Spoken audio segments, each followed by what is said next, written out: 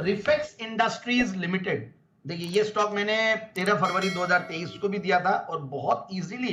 Target achieve किया था, और इस बार वापस से दे रहा हूं। अभी भी लग रहा है जिस तरीके के क्वार्टरली रिजल्ट्स आए हैं और जो कंपनी के प्लान्स हैं, तो ये कंपनी तो अच्छा करेगी आगे भी आने वाले दिनों में। तो 570 का मैं टारगेट दे रहा हूं। 594 के हाईज ये स्टॉक ने बनाया हुआ है, और अभी छोटे छोटे टारगेट्स अभी दे रहे हैं, क्योंकि अनिल जी मार्केट्स ऐसे लेवल्स पे है कि थोड़ा बहुत करेक्शन हर स्टॉक में आ सकता है, ऐसा कुछ भी नहीं है। तो अपने टारगेट्स अचीव हो तो सर्टेनली टारगेट्स को मतलब यूज भी करें और प्रॉफिट्स भी बुक करें, ऐसा कुछ भी नहीं है, क्योंकि आप आजीवन ले सके कोई भी स्टॉक को, फिर नीचे आएंगे तब वापस से मौके मिलेंगे, और रोज ये आइडियाज दे रहे हैं। तो अब देखिए, मैं रिफेक्स इंडस्ट्रीज की बात करूं तो ये देखिए स्पेशलिस्ट मैन्युफैक्चरर है, चेन्नई बेस्ड कंपनी है, और ये मैन्युफैक्चर रिफिलर है रेफ्रिजरेंट गैसेस की।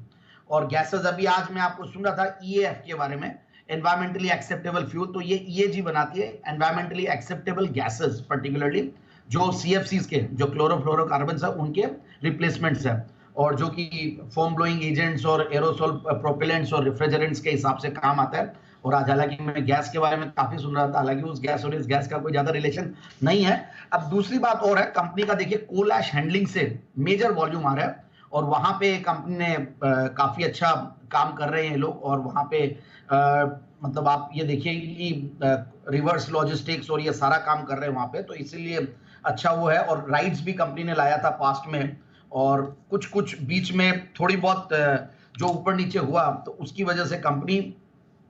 का वैल्यूएशन काफी सालों तक डिप था, मगर अब पिछले क्वार्टर से और पिछले 6-7 क्वार्टर से मैं देख रहा हूं प्रोमोटर्स ने भी अपनी शेयर होल्डिंग बढ़ाई है, तो उससे बहुत कॉन्फिडेंस आता है, और रिजल्ट्स एक्सीलेंट रिजल्ट्स, मतलब कंटिन्यूअसली बहुत बढ़िया। सो 9-10 के पी मल्टीपल पे है, ठीक है, पी मल्टीपल, क्योंकि लास्ट का क्वार्टर एक्स्ट्राऑर्डिनरी अच्छा था, तो पी मल्टीपल बहुत सस्ता दिख रहा है, मैं बताऊंगा। और 48% का रिटर्न ऑन कैपिटल एम्प्लॉयड, 46% का रिटर्न ऑन इक्विटी, और पिछले 3 साल में प्रॉफिट की क्या कर रही है 46-47%, सेल्स की क्या कर रही है 35%, और पिछले 5 साल में तो प्रॉफिट की एक्स्ट्राऑर्डिनरी कैगर रही है, क्योंकि पहले जैसा मैंने बताया काफी दिन तक ये नीचे के लेवल्स पे ट्रेड करता रहा और काफी दिन तक सस्टेन करता रहा, बट बाद में ये जो नई एक्टिविटीज और आई है कंपनी में, उससे बहुत बढ़िया मोमेंटम आया प्रॉफिट के ग्रोथ में भी। तो मार्च 2022 में 24 करोड़ का पैट था, उसके सामने मार्च 2023 में 51 करोड़ का पैट, इसीलिए कंपनी ऑलमोस्ट अपने ब्रेकआउट वाले लेवल्स पे है। 177 करोड़ के टॉप लाइन के सामने 630 करोड़ का टॉप लाइन, और पिछले अगर 2-3 क्वार्टर्स भी देखें